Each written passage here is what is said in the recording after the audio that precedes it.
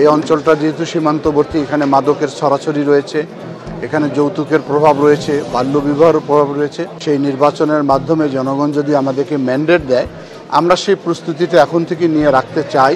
যদিও এখন আমরা সরকারে যেতে পারিনি, এই লালমনিরহাটকে কিভাবে আমরা এগিয়ে নিয়ে যাব সে ব্যাপারে আমরা বিভিন্ন শ্রেণী পেশার মানুষের মতামত সংগ্রহ করছি।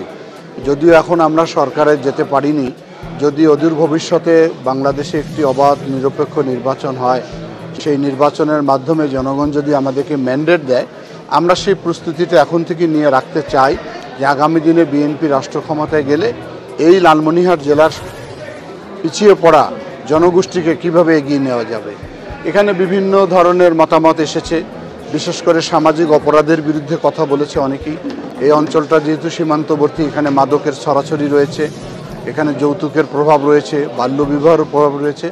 পাশাপাশি উন্নয়ন দিক থেকে একদম পশ্চাৎপদ আমরা পড়ে রয়েছি। এখানে অনেকে দাবি করেছে ল্যান্ডপোর্ট চালু করতে হবে, বিমানবন্দর চালু করতে হবে, 4 লেন চালু করতে হবে, ইকোনমিক্যাল জোন চালু করতে হবে, এবং সর্বশেষ অনেকে দাবি উচ্চারণ করেছে তিস্তা ন্যায্য হিস্যার জন্য একটা তিস্তা মহাপরিকল্পনার যে কথা আমরা শুনেছি, সেটাও ব্যাপারে অনেকেই কথা বলেছে। আমরা সবগুলো মানুষের মতামত নিয়ে আগামী দিনে আমাদের কর্মসূচিটা নির্ধারণ করব, এটাই আমাদের উদ্দেশ্য। আসসালামু আলাইকুম সুপ্রিয় দর্শক, স্বাগত জানাচ্ছি আপডেট নিউজ লালমনিরহাট অনলাইন সংবাদে। প্রিয় দর্শক, প্রতিদিনের মতো লালমনিরহাট জেলা থেকে সংগৃহীত আজকের লালমনিরহাট জেলার এখনকার সর্বশেষ প্রধান আপডেট সংবাদটি আপনাদেরকে জানাতে আপডেট নিউজ লালমনিরহাট অনলাইনে আরো একবার সরাসরি সংযুক্ত হলাম আমি আনিসুল ইসলাম রাজীব আপনাদের সাথে। প্রিয় দর্শক, চলুন দেখে আসা যাক আপডেট নিউজ লালমনিরহাট অনলাইন অনুসন্ধানী নিউজ টিমের আজকের এখনকার সংগৃহীত লালমনিরহাট জেলার সর্বশেষ প্রধান আপডেট সংবাদটি। লালমনিরহাটের উন্নয়নে সবাই দলমত ভুলে কাজ করলে উন্নয়ন করা সম্ভব, বললেন বিএনপির সাংগঠনিক সম্পাদক ও সাবেক উপমন্ত্রী আসাদুল হাবিব দুলু। বিএনপির সাংগঠনিক সম্পাদক ও সাবেক উপমন্ত্রী আসাদুল হাবিব দুলু বলেছেন, সবাইকে নিয়ে সবার মতামতের ভিত্তিতে আমরা নতুন জেলা তৈরি করব। এসবে সবার সহযোগিতা লাগবে, এজন্য একটি সুনির্দিষ্ট নীতিমালা প্রণয়ন জরুরি। জেলার উন্নয়নের চিন্তা থেকে একটা রূপরেখা তৈরি করতে আমাদের সংলাপ করতে হবে সবার সাথে। আজ রবিবার 29 ডিসেম্বর 2024 ইং দুপুরে লালমনিরহাট জেলা পরিষদ অডিটোরিয়ামে কেমন লালমনিরহাট দেখতে চান শীর্ষক এক সেমিনারে প্রধান অতিথির বক্তব্যে তিনি এসব কথা বলেন। বিএনপি নেতা দুলু বলেন, আমাদের শুধু মুখে নীতির কথা বললে হবে না, কাজেও করতে হবে। কোনো বাচ্চা রাস্তায় দাঁড়িয়ে মসজিদ মন্দিরের চাঁদা আদায় করবে না, সরকারি টাকায় মসজিদ মন্দিরের উন্নয়ন হবে। শিক্ষার পরিবেশে ফিরিয়ে আনতে সবাইকে এগিয়ে আসতে হবে। লালমনিরহাটের উন্নয়নে সবাইকে দলমত ভুলে কাজ করলে উন্নয়ন সম্ভব। 16 বছরে অনেক সময় নষ্ট হয়েছে, সেই সময়গুলোতে একজোট কাজ করতে পারলে আমরা একটি আলোকিত লালমনিরহাট দেখতে পারতাম। এখন সকলকে নতুনভাবে কাজ করতে হবে, তবেই সাম্য, সম্প্রীতি ও বৈষম্যহীন বাংলাদেশ পাব।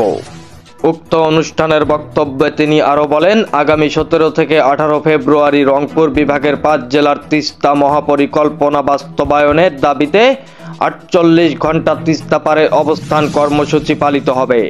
48 ঘন্টা তিস্তা পারে আঞ্চলিক গান অভিনয় পরিবেশন হবে। 120 কিলোমিটার মশাল জ্বলবে। কেমন লালমনিরহাট দেখতে চান শীর্ষক সেমিনারে বক্তারা লালমনিরহাটের কৃষি, অর্থনীতি, নদী ভাঙন, রেল যোগাযোগ, মাদক ও চোরাচালান বন্ধ এবং তিস্তা মহাপরিকল্পনা বাস্তবায়নের বিষয়ে বক্তব্য রাখেন। উক্ত অনুষ্ঠানে কর্নেল নেয়ামুর ইসলাম ফাতিমি, বীর প্রতীক জেলা বিএনপির সহসভাপতি রোকন উদ্দিন বাবুল, জেলা বিএনপির যুগ্ম সাধারণ সম্পাদক AKM মমিনুল হক, জেলা জামায়াতে ইসলামীর আমির আবু তাহের, জেলা জামায়াতের ইসলামীর সাধারণ সম্পাদক ফিরোজ হায়দার লাবলু, সেমিনার বাস্তবায়ন কমিটির আহ্বায়ক আইনজীবী জিন্নাত ফেরদৌস আরা রোজি, লালমনিরহাট মহিলা ডিগ্রি কলেজের সহকারী অধ্যক্ষ তাহমিনা বেগম ইলা সহ বিভিন্ন শ্রেণীর মানুষ বক্তব্য দেন উক্ত অনুষ্ঠানে। Anisul Islam Rajib, update news online desk, Lalmonirhat. Viewers, এই ছিল লালমনিরহাট জেলা থেকে সংগৃহীত আপডেট নিউজ লালমনিরহাট অনলাইন অনুসন্ধানী নিউজ টিমের আজকের এখনকার সর্বশেষ প্রধান আপডেট সংবাদ। আমাদের পরবর্তী সংবাদ দেখার আমন্ত্রণ জানিয়ে আজকের মতো এখানেই শেষ করছি। ভিউয়ার্স, লালমনিরহাটের সর্বশেষ প্রধান আপডেট সংবাদ সবার আগে আপনাদেরকে জানাতে আবারও সরাসরি সংযুক্ত হব আপডেট নিউজ লালমনিরহাট অনলাইনে। আমি আনিসুল ইসলাম রাজীব। ততক্ষণ পর্যন্ত ভালো থাকুন, সুস্থ থাকুন।